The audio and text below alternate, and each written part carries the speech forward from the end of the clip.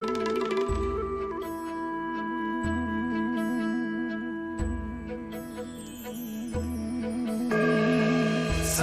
कथा, पुरुषार्थ कथा, सुनो सुनो सिद्धार्थ कथा।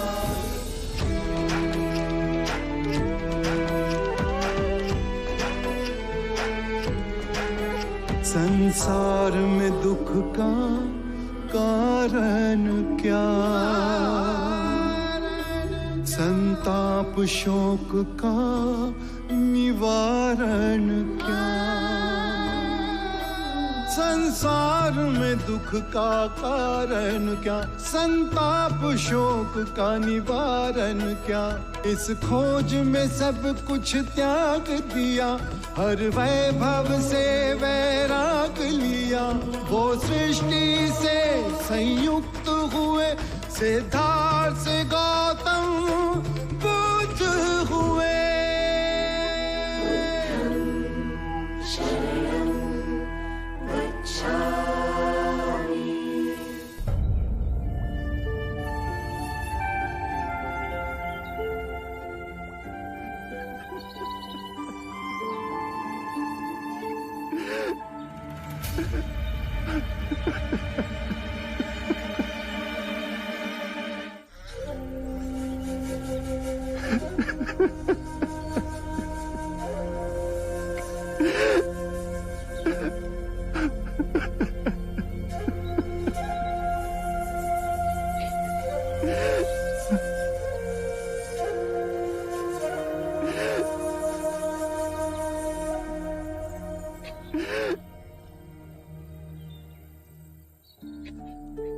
मुगलाना,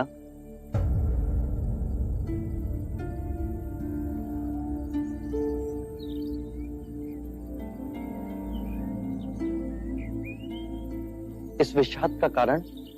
कई रात्रियों से पूर्ण ध्यान में मेरे विचार मेरी माता की ओर चले जाते। जब मैं बच्चा था तब जाने अनजाने में मैंने उसे कष्ट पहुंचा, परंतु मेरे विषाद का कारण ये नहीं है। उसके जीते जी मैं कुछ न कर सका, परंतु उसकी मृत्यु के बाद कुछ कर सकूं ताकि उसकी आत्मा को शांति आए। हर बार मैं ध्यान में देखता हूं,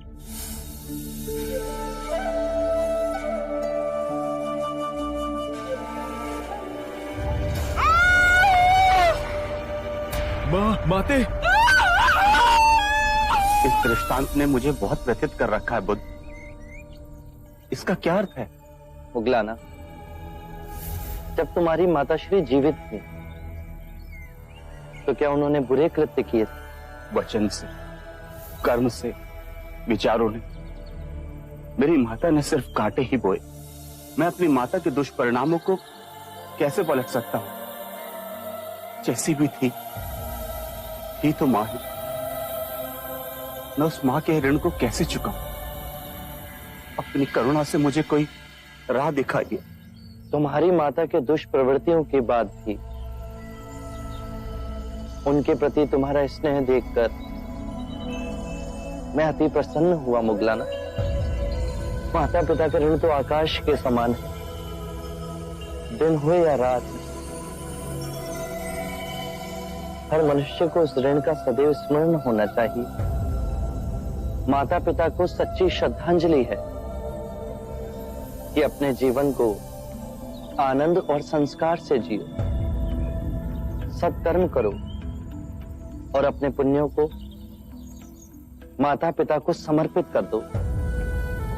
तुम्हारा जीवन तो ऐसा ही है मुगलाना। तुम सेवा, समर्पण, शांति का आदर्श जीवन जी रहे हो। यदि तुम अपने पुण्य को अपने माता पिता को समर्पित करोगे तो उनके पाप भी कम हो जाएंगे। धन्य हुआ मैं। पवर्ण दिवस पर तुम और संघ के सभी भिक्षु तुम्हारी माता के रूपांतरण के लिए प्रार्थना समर्पित करेंगे।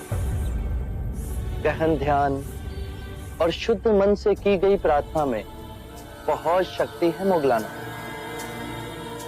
वो तुम्हारी माता के सभी पापों को गला देगी उन्हें धर्म की राह पर ले आएगी। हम एक मुक्ति समारोह करेंगे जहां संघ के सभी भिक्षु अपने माता पिता के रूपांतरण के लिए प्रार्थना करेंगे, चाहे वो जीवित हो या मृतक। करुणा के सागर है, सबके लिए निरंतर चिंतन। एक दिया असंख्य दियों को प्रज्वलित करता है मुगलाना, उससे दीपक का प्रकाश घटता नहीं अपितु और बढ़ता है, आनंद बांटने से बढ़ता है।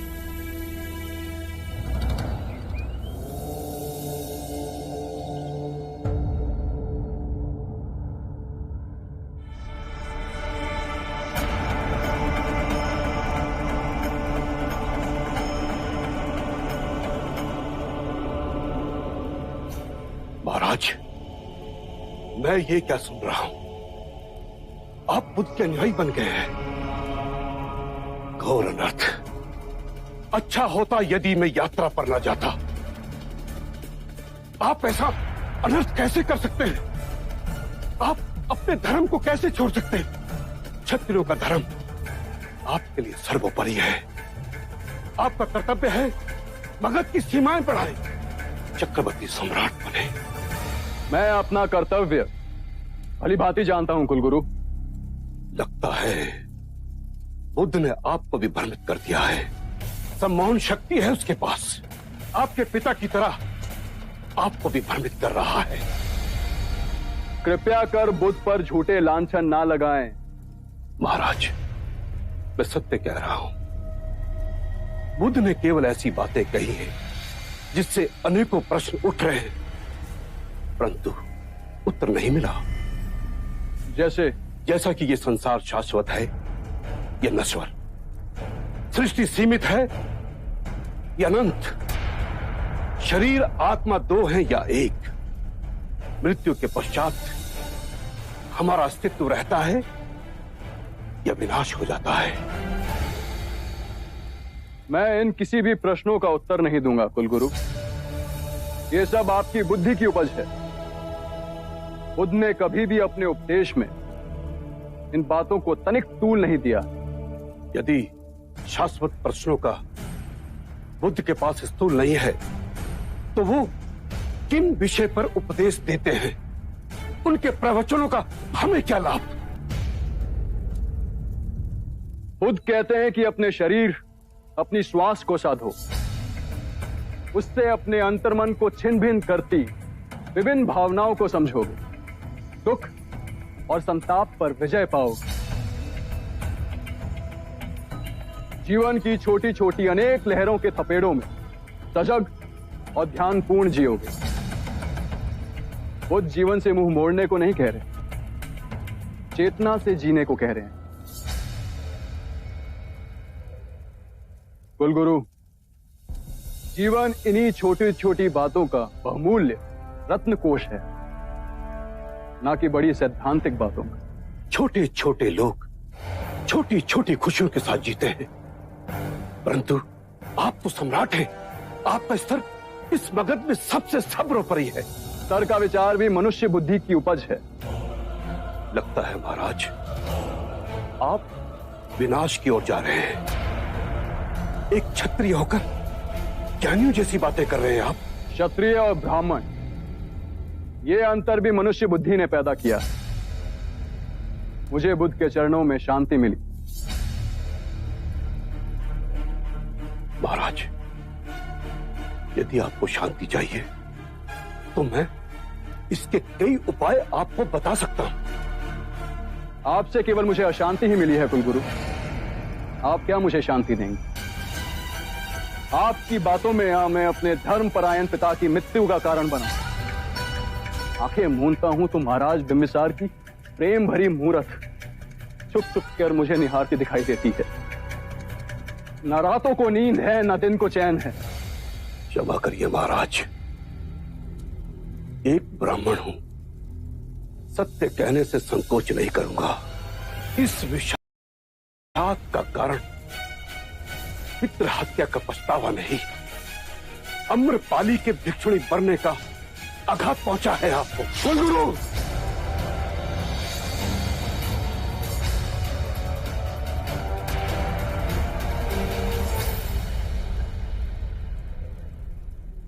लगता है बुद्ध ने आपको यही सिखाया है।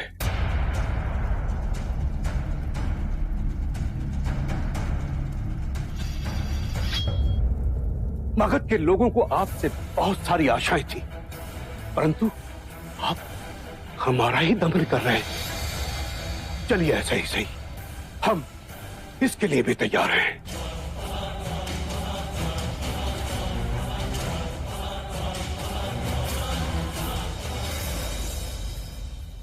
महाराज, आप में ये परिवर्तन देखकर मैं हैरान हूं। अजात शत्रु की उठी हुई तलवार बिना वार किए आज नीचे कैसे झुक गई? मुझे कुलगुरु की हत्या करने में तनित संकोच न होता, किंतु यदि ऐसा करता तो मेरे गुरु बुद्ध का अपमान होता। बड़े ऊंचे स्वर में बोल कर गए हैं कुलगुरु। कोई मुझे कितना भी उत्तेजित क्यों ना कर ले, मैं अब कभी हिंसा के मार्ग पर नहीं जाऊंगा।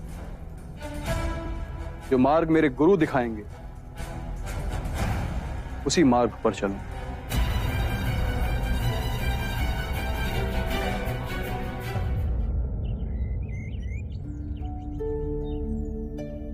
बुद्ध, प्रणाम। आपके परम भक्त सुदत की पत्नी पुण्यलक्ष्मी आई है। क्या हुआ बहन? और सुदत कैसा है? प्रभु, आपके परम सेवक सुदत अब अपनी अंतिम सांसें गिन रहे हैं। मृत्यु के भयंकर क्षणों में उनका मन केवल आपकी ओर मुड़ रहा है। कृपा करें प्रभु, कृपा करें। हम तो सांसारिक है, किंतु मेरे स्वामी ने आपकी सेवा में सदैव अपने आप को न्यौछावर किया है। उनको अंतिम सांसों में अपने दर्शन दीजिए प्रभु, अपने दर्शन दीजिए। सुदत ने निस्वार्थ भाव से मेरी और मेरे भिक्षुओं की सेवा की। निर्धनों को दोनों हाथों से धन बांटा, हमारे लिए विहार का निर्माण कराया। ऐसे दिव्य व्यक्ति के दर्शन पाने को मैं स्वयं जाऊंगा। वो आएंगे ना? मेरे प्राण छटपटा रहे उनके एक दर्शन के लिए।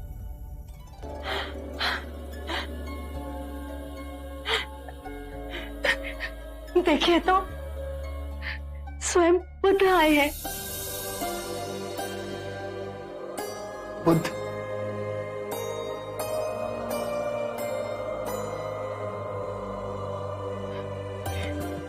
आप आ गए।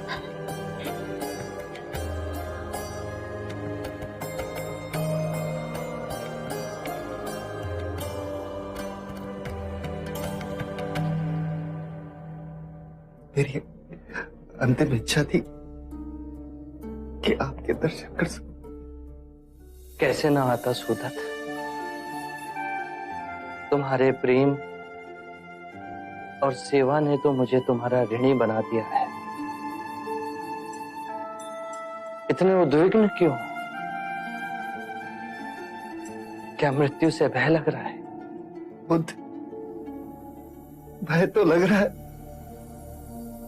पर आपको देख लिया तो मन में हिम्मत बन रही। डरो मत सुदत। आज तक तुमने अपना सारा जीवन दूसरों की सेवा की। तुम्हें कोई भी कष्ट नहीं हो सकता। जैसा मैं कहता हूं, केवल उस और ध्यान धरो। मृत्यु का सामना करने का साहस स्वयं तुम में जगेगा। अपनी आंखें बंद करो और ध्यान धरो। मैं ये आंखें नहीं, मैं ये आंखें नहीं, मैं ये कान भी नहीं, मैं ये कान भी नहीं, मैं जिह्वा भी नहीं, मैं जिह्वा भी नहीं, मैं शरीर भी नहीं, मैं शरीर भी नहीं, मैं ये चित्त भी नहीं, मैं ये चित्त भी नहीं।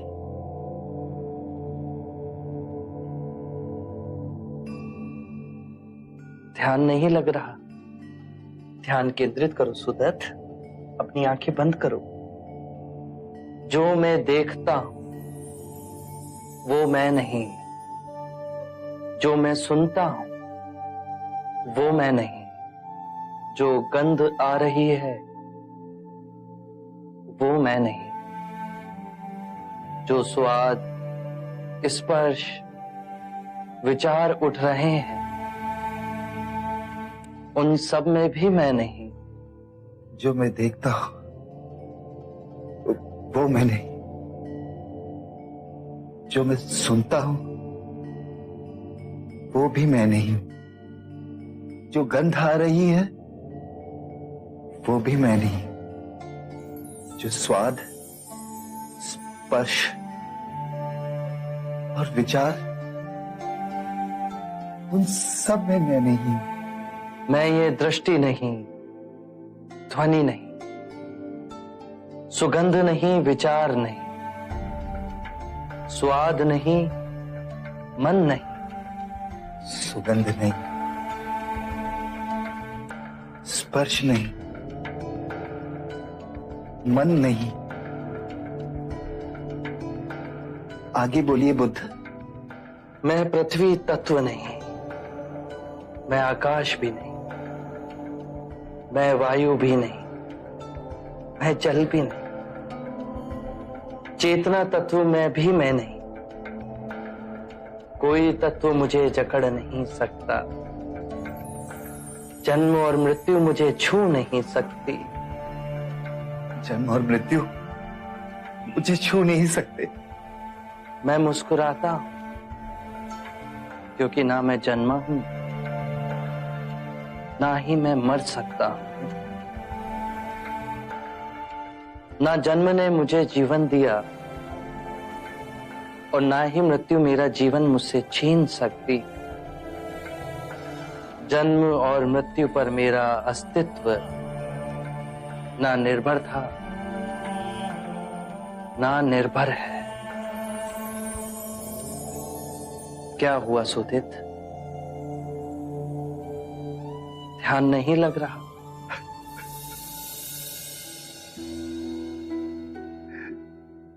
ध्यान तो लग रहा है प्रभु। आपके एक शब्द उसकी बूंद की तरह मेरे अंतर मन में गिर रही।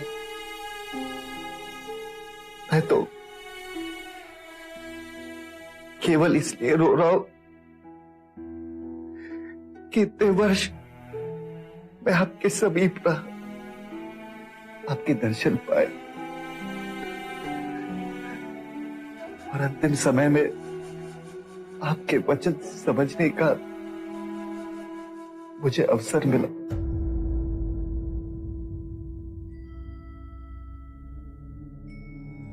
धन्य है बुद्ध, धन्य है आप। आपने मृत्यु के भय से, जिसने मेरे प्राणों को जकड़ लिया था, उसे मिटा दी। मैं संसार से विदा होते हुए आखिरी क्षण तक मैं केवल आपको देखना चाहता हूं।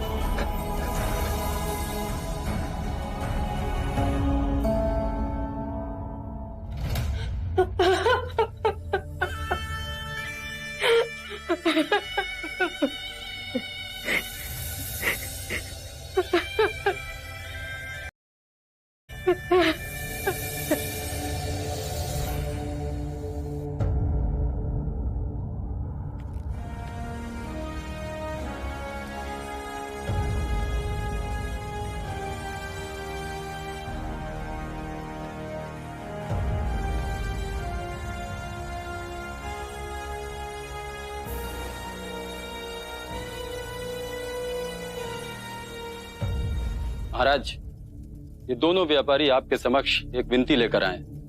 ये लोग विज्जी व्यापार के लिए जा रहे हैं। रास्ते में वन पड़ता है। वन से निकलने के लिए इन लोगों को सुरक्षा चाहिए। विजय में कोई नया उपद्रव शुरू हुआ है क्या?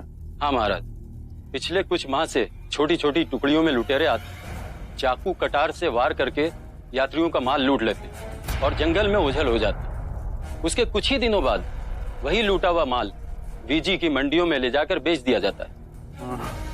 सेनापति, एक कार्य करो, हमारे कुछ गुप्तचरों को साधारण नागरिक की वेशभूषा में विजी में भेजो। उनसे कहो कि वो वहां इस टोली के गठन की सभी सूचना एकत्रित करें। हम सही समय पर उन्हें पकड़ दंडित करेंगे। जो आज्ञा महाराज। इस कार्रवाई में थोड़ा समय लगेगा और आप निसंकोच विजी जाएं। आपके साथ हमारी सेना की सुरक्षा रहेगी। हमारी सेना को आपके साथ देख वो आप पर आक्रमण नहीं करेंगे। सेनापति, हमारे 2 सेना नायक सेना बल की 2 टुकड़ियां लेकर इन व्यापारियों के साथ जाएंगे।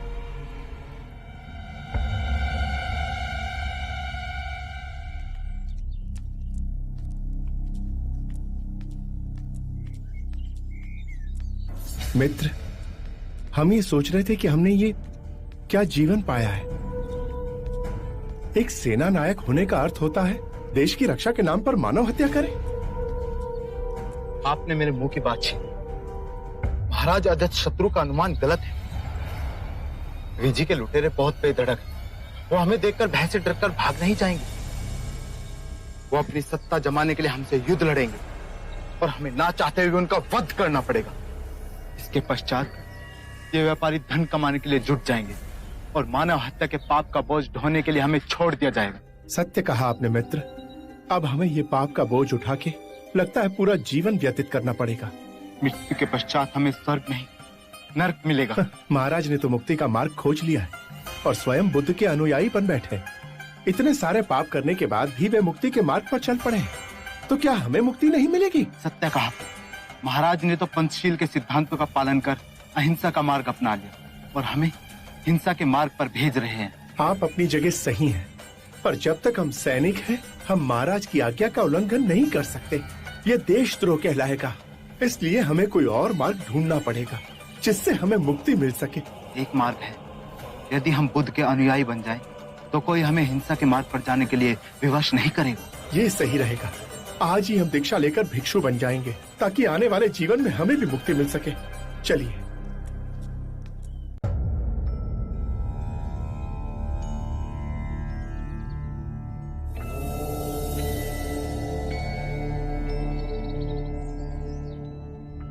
क्या हुआ सरिपुत्र?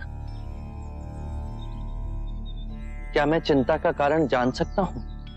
बुद्ध, मेरी माँ बहुत दिनों से अस्वस्थ है। मेरे गांव नाला में उसकी देखभाल करने वाला कोई नहीं। यदि वे आप आज्ञा दें तो। इसमें आज्ञा कैसी सरिपुत्र?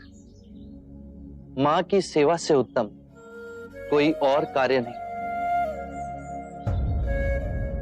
सेवा भी एक विशेष अवसर है सरिपुत्र। यदि सच्चे हृदय से सेवा की जाए तो उसमें भी ध्यान साधा जा सकता है। कोई वचन जिससे मेरी माँ को शांति मिले?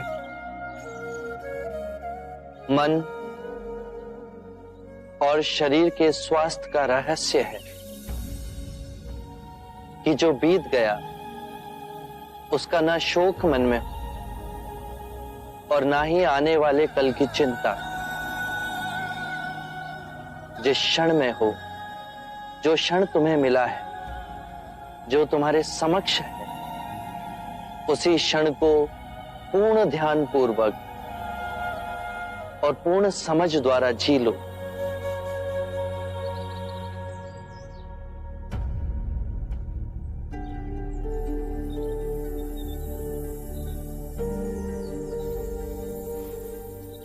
सहसा प्रतीत हुआ कि आपसे बहुत दूर जा रहा हूं।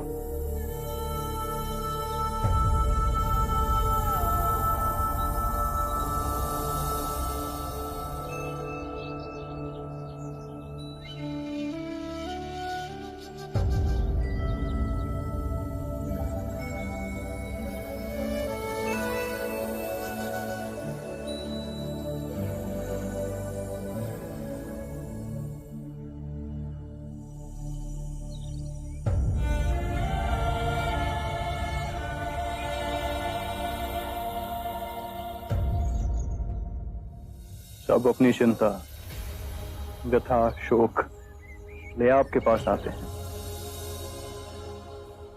आप इन्हें धीरज बांधते थकते नहीं। यदि तुमने पूर्ण हृदय से स्वयं से प्रेम किया है तो तुम किसी को दुखी नहीं देख सकोगे। बुद्ध, बहुत से ज्ञानी देखे पर आप सा कोई ना देखा। अजातशत्रु, चाहे जितनी भी धार्मिक पुस्तकें पढ़ो, उन्हें चाहे जितना भी कंठस्थ करो, यदि वो तुम्हारे जीवन के कृत्य ना बने तो सोचना कुछ नहीं हुआ। तुम भी किसी दुविधा में दिख रहे हो अजातशत्रु। बुद्ध, आप तो मन की बात पढ़ लेते हैं। मगध के कुलगुरु ने अपना पूरा जीवन देश को समर्पित कर दिया। उनकी सहायता मगध के लिए आवश्यक है, परंतु तुम मेरे अनुयायी बने, इससे वो क्रोधित है। जी बुद्ध, हम एक मत से कार्य नहीं कर पा रहे। मगध के कुलगुरु और मगध के ब्राह्मणों के साथ मेरे संबंध में कटुता आई। ये मतभेद बढ़ते गए तो दो बातों की लड़ाई में मगध की प्रजा व्यर्थ ही पिस जाएगी। यदि तुम्हारे अंतर में मतभेद को मिटाने की आस्था है तो मेरे पास एक उपाय है अजातशत्रु। कृपया बताएं। पहला, दोनों पक्ष आमने सामने बैठ सबके समक्ष ये बताएं कि विवाद क्या है। दूसरा, याद करें जब द्वंद्व उठा तो शुरू कहां से हुआ था, और दोनों ही पक्ष ध्यान में जाओ उन बातों को याद करें और फिर शांति से एक दूसरे को सुनाएं। तीसरा, हाथ नहीं मन के भाव उपजे कि इस झगड़े को कैसे समाप्त किया जाए। चौथा, यदि कोई भूल हुई है तो सर्वप्रथम स्वयं की भूल को स्वीकार कर खुद को क्षमा करें। अपनी भूल स्वीकारने से हम दूसरों को समझने की चेष्टा में पहला पग उठाते हैं। सत्य कहा बुद्ध। 5, जो भी निर्णय लिया जाए वो सर्वमाननीय हो, उसे सबके समक्ष 3 बार पढ़ा जाए। यदि कोई भी व्यक्ति आपत्ति के लिए हाथ ना उठाए तो उसे अंतिम निर्णय समझा जाए। 6, जो सर्वमाननीय है उस पर दोनों पक्ष पूर्ण मन से चल एक दूसरे से मैत्री करें। 7वां, जब हमारे कपिलवस्तु में किसानों में झगड़ा होता है तो उनमें जो सबसे वृद्ध किसान है, जिसका सब सम्मान करते हैं, आदर करते हैं, वो कहता है, शत्रुता समाप्त करो, मिट्टी डालो, पुआल डालो। ये बहुत सूचक है अजातशत्रु। मिट्टी डालने से अग्नि बुझती है, कीचड़ पर पुआल डाल उस पे चल रास्ता बनाया जा सकता है। एक दूसरे के समीप आने का कितना सुंदर उदाहरण है ये। बुद्ध, आपके ये सूत्र विश्व में शांति की क्रांति लाएंगे। जब जब धर्म का विघटन होगा, जब जब दो पक्षों के हृदय में दीवार खड़ी होगी, आपके ये वचन उस दीवार को ढहा देंगे। मैत्री और सामंजस्य विकसित होगा।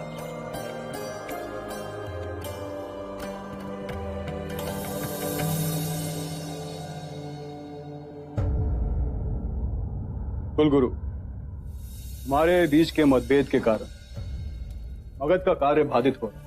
यदि हम प्रेम पूर्वक अपने मतभेद को दूर कर लें तो सबका भला हो। महाराज, मैं हृदय से आपकी भावनाओं का सम्मान करता हूं। इन मतभेदों को दूर करने के लिए हम 7 नियमों का पालन करेंगे। 7 पग हैं जिन्हें हम मिलके उठाएं तो सभी समस्या का समाधान हो सकता है। पहला पग है, परंतु महाराज, ये 7 नियम किसने बनाए हैं? स्वयं बुद्ध ने। क्या बुद्ध ने? किंतु महाराज, हम बुद्ध के बनाए नियमों को क्यों माने? क्या वो कोई न्यायाधीश है? ये तो हद हो गई, हद हो गई ये तो। महाराज, यदि हम बुद्ध के बनाए हुए नियमों का पालन करेंगे तो हम में और बुद्ध के अनुयायियों में क्या अंतर रहेगा? यही अंतर तो दूर करना। महाराज, बुद्ध ने जो परम सत्य का मार्ग पाया, उसकी मूल जड़ में हम ब्राह्मणों का खंडन है। वो हमारी भावनाओं का अनादर करता है, वो हमारी संस्कृति का आदर नहीं करता, फिर वो तटस्थ नियम कैसे बना सकता है? बहुत बड़ी भूल कर रहे हैं आप। बुद्ध ने कभी भी ब्राह्मणों के लिए कोई अपशब्द नहीं कहे। अंधों की पट्टी पहना जिस जनमानस को वर्षों से ठगा गया, केवल उसकी आंखों से अज्ञान की पट्टी उतारी। मनुष्य द्वारा निर्मित अंतर और भेदभाव, जिसकी आड़ में मानव ने मानव का शोषण किया, उसे मिटाया है। यही परम सत्य है। आप सब धन और ऐश्वर्य में जी रहे हैं।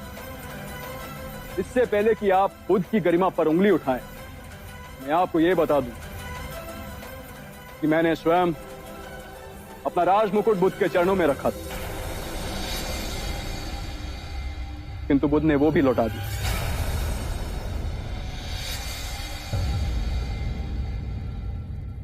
सत्ता की, बल की लालसा बुद्ध को छू नहीं सकती, वैसे ही जैसे दुर्गंध भरी वायु बुद्ध के समीप नहीं आ सकती। वो राजाओं के राजा हैं जो सब त्याग निर्धन बने। उनमें अधिक आत्मिक शक्ति है कि हम सब में।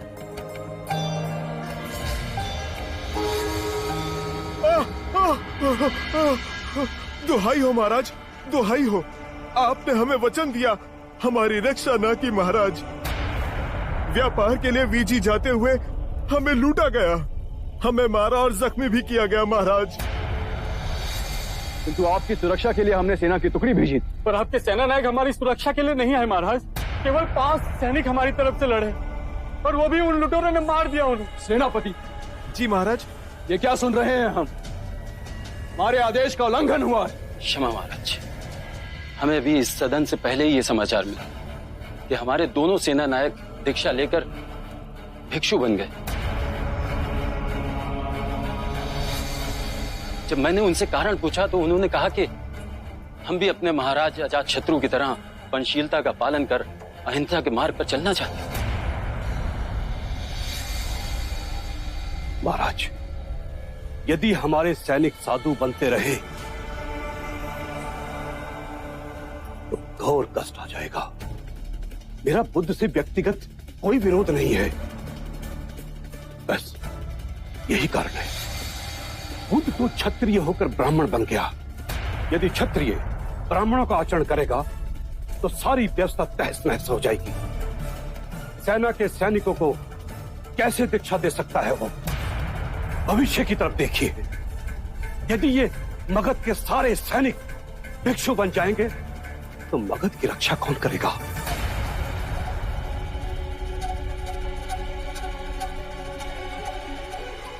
गुरुदेव, कुलगुरु का कथन चिंता योग्य है। यदि रक्षा करने वाले हथियार डाल दें तो रक्षा करेगा कौन? मेरे विरोधियों ने इस बात को तूल दे एक नई चाल चली। ये विवाद खड़ा हो गया है कि भिक्षु सैनिकों को बहला फुसला संघ में सम्मिलित कर रहे हैं। बुद्ध, मेरी चिंता का कारण और विषम है। यहां तो मैं शासन कर रहा हूं, किंतु दूसरे देशों के राजा इन निर्दोष भिक्षुओं को दंड न दें। आपको शीघ्र ही इस समस्या का निवारण करना होगा बुद्ध। चिंतित ना हो अजातशत्रु। मैं ये नहीं चाहता कि मेरी कही अहिंसा की बातों की आड़ ले सैनिक अपना राजधर्म छोड़ दें। अपने देश, अपनी प्रजा, अपनी राजा के प्रति जो उनके कर्तव्य हैं उन्हें ना निभाएं। मैं आज ही अपने उपदेश में इस नियम को घोषित करूंगा कि कोई भी भिक्षु किसी भी सैनिक को दीक्षा ना दे। आनंद, सभी संघों में ये घोषणा पहुंचा दो। बुद्ध, अहिंसा का अर्थ मैं समझता हूं, किंतु मेरे मन में अनेक प्रश्न उठते हैं। निसंकोच कहो अजातशत्रु। राजा, सेनापति, सैनिकों का कर्म है अन्याय के विरुद्ध युद्ध करें, अपने राज्य के नियमों का राज्य की प्रजा से सख्ती से पालन करवाना। आप अहिंसा से करुणामयी हो इन दुखियों की सेवा की बात करते हैं। क्या आप हमें अपराधियों को दंड देने की अनुमति देते हैं? क्या अपने राज्य के लिए, अपनी संपत्ति के लिए, अपने परिवार की सुरक्षा के लिए युद्ध करना, क्या यह उचित है? एक बार की घटना है अजातशत्रु। एक गांव में एक विषैला सर्प था। न जाने वो कितने लोगों को काट मृत्यु के घाट उतार चुका था। सभी गांव वाले उससे बहुत भयभीत थे। वो जिस वृक्ष के तने में रहता था वहां बच्चे खेलने से भी डरते थे। एक बार ऐसा हुआ, एक भिक्षु वहां से गुजरा और उस वृक्ष की छांव में विश्राम करने के लिए बैठा। सांप उसे काटने के लिए बाहर निकला तो भिक्षु को उद्विग्न ना होते हुए देख सर्प अचंभित हुआ। भिक्षु ने उसे उपदेश दिया कि तुम्हारे काटने से, तुम्हारे लोगों को क्षति पहुंचाने से उन्हें बहुत पीड़ा होती है, उनके प्राण भी चले जाते हैं। सर्प में वैराग्य जागा। उसने निश्चय किया कि वो किसी को क्षति नहीं पहुंचाएगा, किसी को नहीं काटेगा। और सर्प को अहिंसक देख गांव में लोग धीरे धीरे निर्भीक होने लगे। कोई उसे छेड़ता, बच्चे अकारण ही उसकी पूंछ पर अपना पैर रखते, लेकिन वो किसी को क्षति नहीं पहुंचाता था। बच्चे उस पर पत्थर फेंकते, किंतु फिर भी वो पलटकर वार नहीं करता था। भूख और पीड़ा से वो क्षीण हो गया था। रात्रि में कुछ कंकर पत्थर खा लेता और अगले दिन आक्रमण का सामना करता। वो सर्प इतना घायल हो गया था कि गांव वाले उसे रस्सी से अधिक नहीं समझते थे। और फिर उस मार्ग से पुनः वो भिक्षु गुजरा। जब उसने सर्प की ये दुर्दशा देखी तो वो बहुत दुखी हुआ। उसने सर्प को औषधि लगाते हुए पूछा कि तेरा ये हाल कैसे हुआ? तो सर्प ने कहा, मेरे मन में वैराग्य जागा और मैंने काटना छोड़ दिया। भिक्षु हंसा और उसने कहा कि मैंने तुझे काटने से मना किया था, किंतु तू अपने सर्प स्वभाव से कैसे विमुख हो गया? तूने पुकारना क्यों छोड़ दिया? किसी भी बात की अति, अहिंसा की भी अति, यदि ध्यान से देखोगे तो हिंसक बन जाती। दोषियों में तुम्हारा भय होना चाहिए, उन्हें उनके अपराध का दंड भी मिलना चाहिए, किंतु ध्यान रहे, न्याय देने वाला अपनी निजी कटुता के कारण उसे दंड ना दे, अपितु दोषी को उसके दुष्कर्मों और उसके अपराधों का दंड मिलना चाहिए। यदि क्रोध, लोभ, ईर्ष्या बीच में आए तो न्याय ना होगा। बुराई को भलाई से जीतो। यदि बुराई भलाई पर हावी होने लगे तो मनुष्यता का नाश होगा। यदि बुराई को परास्त करने के लिए युद्ध भी करना पड़े तो वो भी करो, किंतु उस युद्ध के कारण तुम स्वयं ना बनो। यदि करना पड़े तो केवल निमित्त मात्र ही करो। बुद्ध, आपके इतने सुंदर और महिमामयी वक्तव्य ने मेरे हृदय से सभी अंधकार को दूर कर एक नई ज्योत प्रज्वलित की है। धन्य हुए भाग्य मेरे जो आप मेरे जीवन में पधारे। आरंभ हो गई निर्वाण प्रथा, सुनो सुनो ये बुद्ध कथा। कितने भी धार्मिक ग्रंथ पढ़ लो, कितना ही उन्हें कंठस्थ कर लो, यदि वो तुम्हारे जीवन के कृत्य ना बने तो समझना कुछ भी नहीं किया।